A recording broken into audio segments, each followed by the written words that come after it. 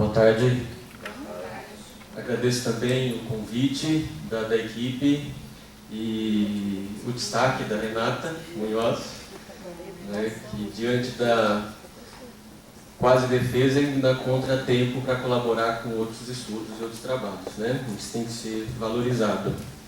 Bom, a minha comunicação, pensando já nesta tarde que envolve estudos com vistas à história da língua portuguesa, é tentar relatar a perspectiva do filólogo diante do arquivo, diante da documentação manuscrita e as armadilhas que existem nesse percurso e testemunhar como nós estamos lidando com isso, ou pelo menos particularmente, eu tenho lidado com isso durante o meu tempo de pesquisa. E eu dividi a minha fala em 4 partes. A primeira, bem particular, que seria uma contextualização, tentando valorizar o próprio arquivo como instituição e mencionando aqui o que o arquivo em si, pela sua história, tem contribuído para a minha vida acadêmica, né? A segunda parte será sobre filologia e história da língua portuguesa. Qual que seria a relação existente entre essas duas áreas. Depois, tratando especificamente de fontes e por que eu trouxe esse nome de fontes politestemunhais, sendo que a maioria dos trabalhos filológicos, com base em documentação manuscrita, principalmente de arquivo, tende a tratá-los como monotestemunhais, pensando na ideia de documentos avulsos. Cada um tivesse em si a sua particularidade e pudesse ser editado de forma única, como único testemunho, mesmo em casos em que há mais de uma versão do mesmo documento, né? E por fim, um exemplo de todo esse apanhado, que é um conjunto de textos que estão no arquivo de um governador também, da capitania de São Paulo, que governou entre 1721 e 1728, chamado Rodrigo César de Menezes. Então eu penso que assim eu possa contribuir um pouquinho nesse evento que trata de arquivo, trata de história, língua portuguesa e filologia, né? Eu lembro que a primeira vez que eu vim ao arquivo foi em 2003 e naquela época eu estava numa fase muito, de certa forma, assim, admirado, porque no meu grupo de pesquisa havia chegado já o conjunto de CDs do projeto Resgate, isso lá perto de 2000, e parou-se de reclamar de falta de documentos, e o negócio era editar, e com isso houve um crescimento muito forte de grupos de pesquisa, com vistas à edição de documentos manuscritos, com vistas a resgatar desses documentos o que se chamavam dados concretos. Porque, ora, os documentos estavam datados, assinados, estavam localizados, determinada a sua origem, então o que estava ali era dados concretos de uso da língua daquele período, né? E com isso houve um processo muito grande de edição de documentos, como a Vanessa e a Renata já citaram, uma edição chamada semi-diplomática. E nesse período também houve um consenso de um padrão de normas para se transcrever documento manuscrito, escrito principalmente no Brasil, né? Então foi um momento muito, assim, charmoso para a filologia. E depois disso nós descobrimos que aquela exaltação deveria ser freada por conta de elementos que não foram considerados no processo. Isso lá em 2013. Mas como comunicador, eu estive pela primeira vez no arquivo em 2008. O arquivo em 2008 promoveu um evento, um seminário, chamado Paleografia, a Arte de Decifrar, que envolvia também paleógrafos, historiadores, pessoas da literatura, e eu me lembro que a conferência de abertura foi feita pela professora Ieda Dias Lima, que oferecia até um curso de paleografia no IEB, lá na USP, dando um um contexto da paleografia no Brasil e a sua contribuição para a filologia. Entre outros professores de destaque estavam o João Adolfo Hansen, o Ataliba Castilho, Heitor Megali, representantes do Arquivo Nacional do Rio de Janeiro. Daqui também do arquivo, Aparecido de Oliveira promoveu uma comunicação também. Então, desde aquela época, o Arquivo do Estado de São Paulo, o Arquivo Público do Estado de São Paulo já promove esse diálogo com outras áreas e faz com que outras áreas se comuniquem um pouco mais e compartilhem, né, o método científico, pensando numa questão mais interdisciplinar. Né, isso lá em 2008. E eu me lembro também que naquela ocasião usaram uma expressão que o professor Ivo Castro utiliza, chamada campo bibliográfico, isso para edição de textos, pensando que um texto deve ser editado de acordo com o público-alvo. Então deveria chegar desde o público mais específico, o pesquisador em si, até o mais leigo. Eu diria que o Arquivo Público do Estado de São Paulo tem conseguido fazer isso também, ampliar o seu campo bibliográfico, né, pensando em arquivistas, historiadores, filólogos, pesquisadores da língua e um público mais amplo. Né? Então, nesse sentido, o arquivo tem cumprido muito bem esse papel. E se não fosse o arquivo e a equipe do projeto Resgate Barão do Rio Branco, eu não teria documentos para ter feito a minha pesquisa de mestrado, nem a de doutorado. E eu utilizei nessas duas pesquisas, tanto documentação daqui quanto do projeto Resgate Barão do Rio Branco. Né? Então, essa seria a primeira parte, pensando em um testemunho de agradecimento ao que o arquivo tem proporcionado a nós, pesquisadores. Entrando na segunda parte, já tratando de filologia, né, entendendo a filologia como a ciência que estuda o texto, estuda a sua gênese, a sua transmissão e, logicamente, vai estudar a língua utilizada na comunicação desses textos, não pode deixar de lado também o contexto em que esses documentos foram escritos. Então, pensando em filologia e pensando em história da língua portuguesa, nós podemos confirmar que a filologia tenta, por meio dos seus estudos, abarcar as duas vertentes em que a história da língua se transmite. Pensando numa história externa, uma história social, em que fatores externos podem ter contribuído para a sua evolução, como também pensando em questões internas da língua, que esses relatos textuais testemunham ao longo do seu contexto de produção. E nós temos vários autores que destacam este papel do filólogo como o pesquisador que vai trazer à tona textos fidedignos, dados que realmente são coerentes com o contexto de produção do documento estudado. Eu trouxe duas citações, uma do professor Ivo Castro, de um texto de 2004, em que ele afirma o seguinte: para o linguista usufruir das reais vantagens do texto não literário que lhe permitem saber como uma pessoa identificada escrevia ou falasse em determinado ponto do tempo e do espaço, precisa se inteirar primeiro das circunstâncias históricas em que o texto foi escrito. É esse o campo de intervenção de uma série de disciplinas auxiliares da história e da filologia, equipadas com metodologias próprias que podem atingir apreciável sofisticação, como a paleografia, diplomática, politicologia e etc. Há um outro pesquisador também alemão, Volker Noll, que defende que, ao tratar de estabelecimentos de mudanças linguísticas de modo geral, a sua deficiência maior foi encontrar edições fidedignas de documentações mais antigas. Então nós estamos diante de um contexto que pode ser dividido em duas partes. A primeira, em que se poderia dizer que havia escassez de documentos, ou acesso a documentos, e a partir de 2000 isso mudou bastante.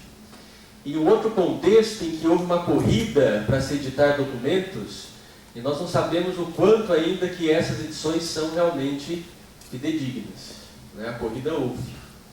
E se naquela época a preocupação era editar documentos, eu lembro que o professor Heitor Megali dizia que uma das características positivas daquele período foi produzir edições de textos heterogêneos, porque determinava com mais facilidade o estudo comparativo do uso que se fazia da língua. E nós editamos documentos. Nós temos exemplos, por exemplo, no caso de um livro chamado Por Minha Letra e Sinal, Caminhando do Mato Dentro, e uma série diacrônica com vários tipos de edição. E se nós perguntarmos para os próprios editores qual é a história de cada documento editado, eu tenho certeza que a maioria vai dizer, não sei. Então é grave para nós. Nós estamos diante de uma ciência que preza pela história do documento, que é a filologia, a sua gênese, a sua transmissão. E nós estamos diante de um período em que se editou muitos textos e que deixou de lado essa história documental. Então aquela exaltação de 2000 para cá teve que ser freada justamente por isso. Um repensar na própria metodologia utilizada, um amadurecimento pensado na história do documento como argumento de se entender o que estava ali escrito. Qual que foi a história daquele texto, né? Então eu penso que a minha história reflete muito isso. Um processo de edição, já editamos muitos documentos, os resultados são muito satisfatórios também, né? Podemos dizer isso, mas nós estamos diante de uma questão maior, interdisciplinar, né? E os trabalhos apresentados aqui já comprovam isso, né? A filologia com a história, a filologia com a análise do discurso, a filologia com a literatura. Então nós estamos nesse contexto interdisciplinar, né? E o grande desafio seria para nós, então, como para todos os pesquisadores que tratam com documentação manuscrita, é tentar vencer o ruído do tempo, né? Como conseguir fazer com que aqueles textos antigos relatem realmente o contexto em que foram escritos e consigam nos transmitir qual seria mesmo o estado de língua utilizado, né? Pensando nisso, eu até fiz um teste no primeiro semestre com alguns alunos de iniciação científica sobre esse governador que eu citei, Rodrigo César de Menezes, né? A missão era a seguinte: vocês vão ao arquivo público e digam que vocês precisam estudar o Rodrigo César de Menezes. Essa foi a missão, né? E eles vieram mais de uma vez até aqui, e eu pediria para passar a primeira imagem. E eu não contei nada para eles da história do Rodrigo César de Menezes em relação à produção documental. Mas, pelo que me relataram, quando perguntaram sobre o Rodrigo César de Menezes, houve uma sugestão dos próprios funcionários. Nós temos aqui um material muito interessante, que essa interessante a professora Belotto já declarou, há um contexto muito interessante, né? Não é completude, mas é seletivo. E eles, diante daquilo, aceitaram a sugestão. Por que aceitaram a sugestão? Porque já estão editados os documentos, né? E voltaram para a faculdade muito felizes, né? Por quê?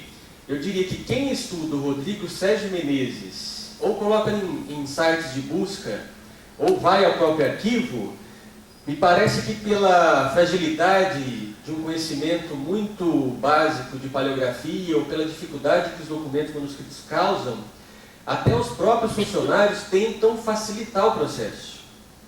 Foi uma sugestão. Eles aceitaram, né?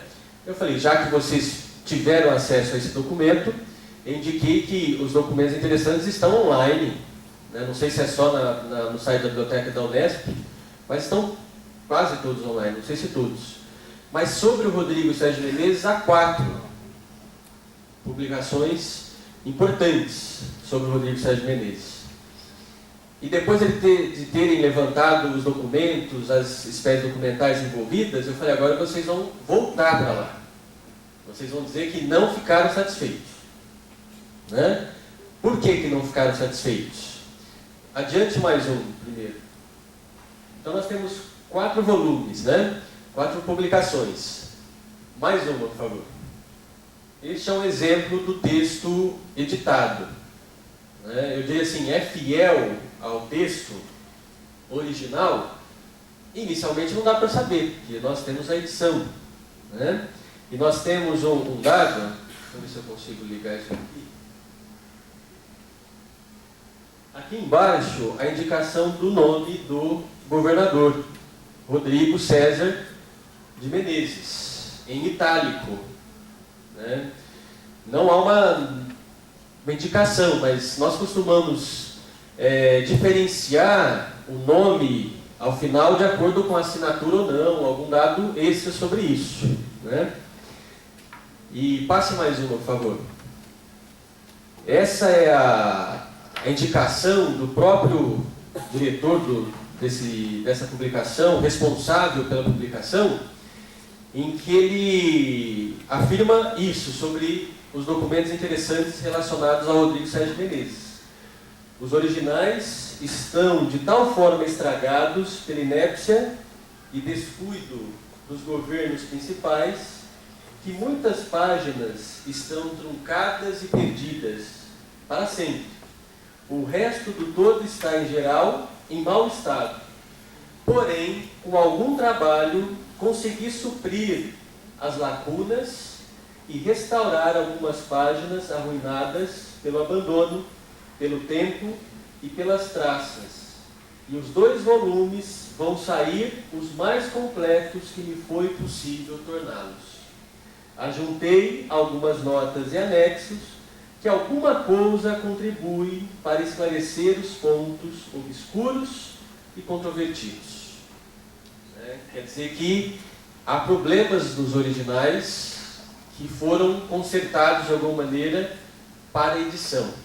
Então eu falei, voltem ao arquivo e digo, vocês não estão satisfeitos. E eles voltaram e encontraram novos documentos. Passe mais um, por favor. Esta é uma foto feita por eles de um livro, um livro de cópias, em que há uma série de textos, documentos, também presentes nas publicações. E nós vemos, o texto é corrido, não há diferença nenhuma em relação ao nome do governador, continua o mesmo cunho, e ficou a dúvida aí, será que os exemplares dos documentos interessantes tiveram como base este livro? Há uma certa fidedignidade em relação ao texto, mas nós também não ficamos satisfeitos com isso. Precisávamos de mais elementos. E daí já serve para fundamentar um ponto que antes não havia sido levado em consideração. Se estivéssemos com a mentalidade do ano 2000, em que a questão era editar textos e confiar com certa ingenuidade nos dados dos textos, nós teríamos editado novamente, sem pensar em nenhuma questão desse tipo. Então houve uma mudança de mentalidade em relação ao texto em si. E eles, com essa saga de tentar encontrar mais documentos, foram além. Passe mais uma, por favor. Então vamos pensar no projeto Resgate. Também há documentação do Rodrigo Sérgio Menezes. Passe mais uma, por favor. E a documentação do resgate traz o quê? A maioria dos textos com assinatura que diz Rodrigo César de Menezes tem o mesmo punho, que é o punho do secretário, Gervásio Leite Rebelo, que já tinha sido secretário no Maranhão, conhecia a prática de secretaria, conhecia os modelos documentais. Então, de certa forma, tinha experiência suficiente para acompanhar um governador de capitania. Passe mais um, por favor. Este também é do projeto Resgate. É uma escrita com mais dificuldade de leitura. Pensando em punhos, esta, até agora, seria a que mais se aproxima de uma escrita do próprio punho do governador. Mas é uma escrita de difícil leitura também, principalmente porque em preto e branco não dá para diferenciar muito o que é do verso e o que é do reto. Passe mais uma, por favor. Essa é a versão que está no Arquivo Histórico Ultramarino, né? Então nós temos um percurso com vários momentos. Nós temos um em que alunos encontraram os documentos interessantes. Nós temos um segundo momento em que encontraram o livro de cópias, o cartulário. Nós temos um terceiro momento em que eles encontraram documentos do Projeto Resgate, indicados com a autoria do Rodrigo Sérgio Menezes, e puderam contrastar com documentos do Arquivo Histórico Ultramarino. Não ficaram satisfeitos, voltaram ao arquivo, descobriram que há documentos chamados avulsos sobre o Rodrigo Sérgio Menezes e com a assinatura do Rodrigo Sérgio Menezes também. Então, com isso, já conseguiram criar um bloco, né, um conjunto documental que eu posso chamar, a partir de agora, de fonte politestemunhal. Diferente de um processo anterior que usava o documento como um dado concreto e extraía-se dali o fenômeno linguístico. Porque nós temos várias interrogações quanto a isso e a nossa intenção é tentar respondê-las na sua completude. Mas a primeira questão seria: qual é a escrita do governador? Qual é a escrita de um português nobre que veio para o Brasil, teve uma escola, de certa forma, clássica, e escreve aqui, e escreve documentos da administração? Será que há diferença nessa escrita documental para o Brasil de uma escrita documental em Portugal? Então, é a primeira pergunta. Não dá para dizer o governador escrevia de tal maneira porque o texto possui a sua assinatura. Não dá para fazer isso. Segundo, qual é a escrita do secretário para o governador? Porque o secretário, de certa forma, o termo poderia ser assim, se adaptava ao contexto de escrita. Porque, de certa forma, era ele que materialmente transmitia a vontade do seu superior, que era o governador. Será que uma carta escrita e assinada pelo secretário teria diferença gráfica de uma carta escrita pelo secretário que seria assinada pelo governador? É outra questão que também temos que responder. Terceiro ponto: será que uma tradição documental, notarial de escrita, uma prática de escrita colonial, estava já sendo construída e que impunha, de certa forma, escolhas gráficas?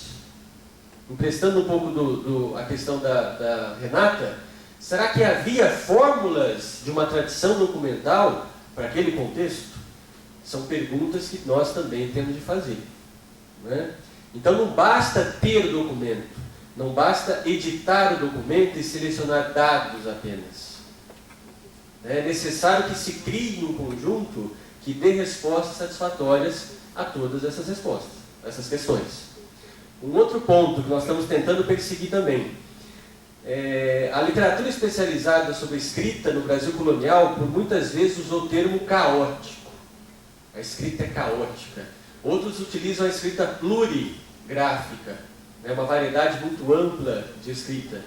Em estudo de 2012, eu consegui comprovar que o nível de regularidade gráfica entre diversos secretários, diversas esferas administrativas, é muito grande. E cada um teve uma história escolar diferenciada. Como então essa tradição, pensando em localidades, pensando em diversas hierarquias, diversos cargos, como que uma escrita consegue manter o nível de regularidade? Então nós temos que pensar esses documentos, que às vezes são chamados documentos avulsos, documentos que são editados semidiplomaticamente, porque possuem um único testemunho, pensar que eles não fazem parte de um único texto, pensar que eles podem fazer parte de um contexto mais amplo, de uma tradição muito mais ampla, que às vezes pode dar respostas de um governador que escreveu em 1721 e podem ser as mesmas respostas de um governador que escreveu lá no final do século XVIII. Até isso nós temos que levar em consideração. Então eu diria que essa comunicação tem esse nome justamente por isso. O politestemunhal é porque abrange um documento que faz parte de um contexto muito mais amplo, que de certa forma dialoga com a esfera administrativa em que ele foi escrito, de uma esfera hierárquica, pensando no sujeito enunciador do texto, pensando numa tradição gráfica que poderia ter sido usada como modelos. Há documentos, por exemplo, do Rodrigo Sérgio Menezes. Logo quando ele chega à capitania, isso é importante destacar, que o Rodrigo Sérgio Menezes, em 1721, foi o primeiro governador da capitania a morar em São Paulo, a residir em São Paulo. E um dos primeiros documentos escritos pela sua, vamos dizer assim, recém-fundada secretaria, foi justamente para questionar a falta de modelos de documentos ali em São Paulo. Porque vindo pela primeira vez, ele teve o papel também de pensar numa secretaria, pensar numa construção documental. Então, pensando já em arquivos e com uma obra mais extensa, né, o Rodrigo Sérgio Menezes não chegou nem aos pés do que o Morgado de Matheus construiu. Mas ele tem uma produção documental que espelha muito bem o que foi a administração colonial, se administrar pela produção de documentos. Então nós temos bandos que são muito diplomáticos, com um texto em si que se amplia muito mais, porque ele necessitava disso naquele período. Nós temos cartas que nós ainda não sabemos como, mas em período em que o governador não estava em São Paulo, mas foram documentados. Os bandos, por exemplo, muitos bandos, o governador não estava em São Paulo. Há um período de 1727 para 1728, que o governador foi de São Paulo às minas de Cuiabá. E nesse mesmo período há documentos, digamos assim, atribuídos a ele nesse contexto documental. Então, é um contexto mais amplo.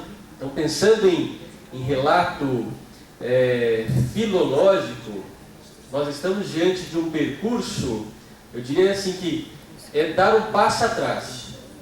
Diante de um contexto grande de edições, nós estamos voltando a essas edições para estudar a história daquele documento, a história da sua transmissão, as relações das pessoas envolvidas naqueles textos, para depois tentar verificar se as hipóteses linguísticas construídas lá atrás, em 2000, estão fundamentadas por essa história. Né? Felizmente, muitos desses dados têm sido comprovados. Nós já vimos a exposição da Vanessa. Eu torço muito pelo trabalho da Renata, porque é um trabalho inédito, que vai ampliar muito a perspectiva filológica, pensando em análise do discurso. E pensando a longo prazo, nós ainda temos muito que fazer em relação à pesquisa. Né? Então eu gostaria de encerrar agradecendo novamente ao arquivo por 15 anos de acesso à pesquisa. Quando eu estive também no Arquivo Histórico Tamarino, eu lembro que uma funcionária, eu recebi uma caixa, e foi até engraçado que ela pegava cada documento e colocava sobre a mesa, e eu pedia se eu posso fotografar um documento. Ela falou assim, mas se o senhor está aqui diante do documento, o senhor quer fotografar o documento.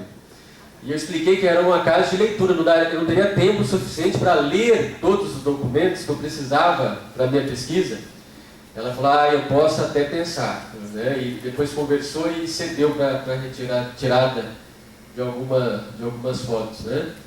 Então nós estamos nessa busca incessante, e se não fosse esse acesso, diria assim, um acesso livre à documentação, nenhum desses resultados chegariam ao que nós temos acesso hoje. Né? Então nós temos que pensar daqui para frente em um percurso ou multidisciplinar ou interdisciplinar de diálogo, tentando cruzar essas diversas áreas em busca de respostas. Né? Se a Belotto pela manhã citou um itinerário, né? Aquele itinerário para nós seria muito útil lá em 2000, né? Porque nós tivemos que capengar. Então notem, se não há um evento como este, que mescla as ciências, porque a filologia sem o método histórico perde muito, né? A filologia sem a paleografia também vai perder muito. E a filologia também tem muito a contribuir para essas diferentes áreas. Então eu acredito que nós estamos num caminho feliz de contribuição colaborativa de todas essas diferentes áreas. Não é isso?